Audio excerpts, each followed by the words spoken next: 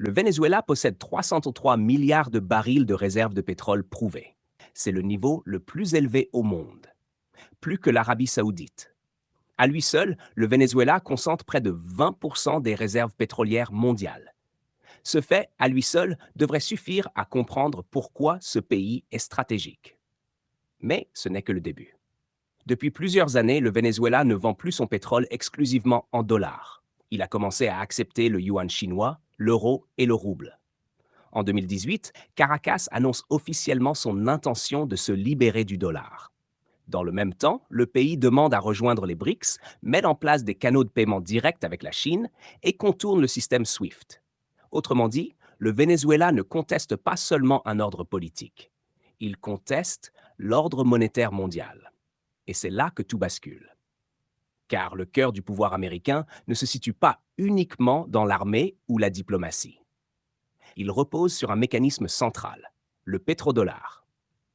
En 1964, les États-Unis concluent un accord stratégique avec l'Arabie saoudite. Le principe est simple, tout le pétrole vendu dans le monde sera libellé en dollars américains. En échange, Washington garantit la protection militaire du royaume. Cet accord crée une demande mondiale structurelle de dollars. Tous les pays ont besoin de dollars pour acheter de l'énergie.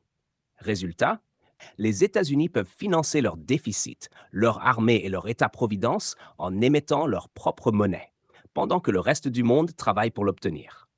Le pétrodollar est donc un pilier de l'hégémonie américaine.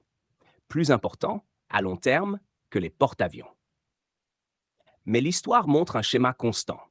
Chaque dirigeant qui remet frontalement en cause ce système subit le même sort. En 2000, Saddam Hussein annonce que l'Irak vendra son pétrole en euros. 3 ans plus tard, l'Irak est envahi. Le régime est renversé. Le pétrole irakien est immédiatement reconverti en dollars. Les armes de destruction massive invoquées comme justification ne seront jamais trouvées. En 2009, Muammar Kadhafi propose une monnaie africaine adossée à l'or, le dinar or. Objectif, sortir le commerce du pétrole africain du dollar. Des courriels internes américains révéleront que cette initiative monétaire était perçue comme une menace stratégique. En 2011, l'OTAN bombarde la Libye. Kadhafi est assassiné. Le projet disparaît. Le pays s'effondre. Le message est clair. Aujourd'hui, ce schéma se répète avec le Venezuela, mais à une échelle bien plus grande. Le Venezuela possède 5 fois plus de pétrole que l'Irak et la Libye réunis. Il commerce en yuan. Il développe des systèmes de paiement hors dollar. Il se rapproche de la Chine, de la Russie et de l'Iran, les 3 pays les plus engagés dans la dédollarisation. Ce n'est pas un hasard, c'est une ligne rouge. Un responsable américain l'a d'ailleurs reconnu ouvertement, affirmant que l'industrie pétrolière vénézuélienne serait une richesse volée aux États-Unis. Selon cette logique, toute nationalisation deviendrait illégitime. C'est une vision impériale de l'économie.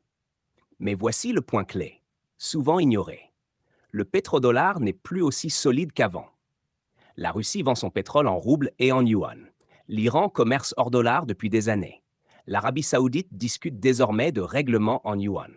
La Chine a mis en place CIPS, une alternative crédible à SWIFT.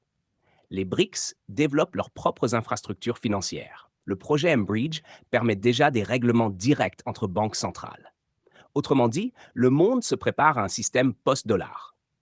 L'entrée du Venezuela dans cet écosystème, avec ses 303 milliards de barils, représenterait un accélérateur massif. Alors, de quoi s'agit-il réellement? Pas du trafic de drogue. Le Venezuela représente moins de 1% de la cocaïne consommée aux États-Unis. Pas du terrorisme. Aucune preuve crédible ne l'établit. Pas de la démocratie. Les États-Unis soutiennent ouvertement des régimes sans élection. Il s'agit de préserver un système monétaire vieux de 50 ans. Mais ce choix comporte un risque majeur, car bombarder des pays pour défendre une monnaie envoie un message clair au reste du monde.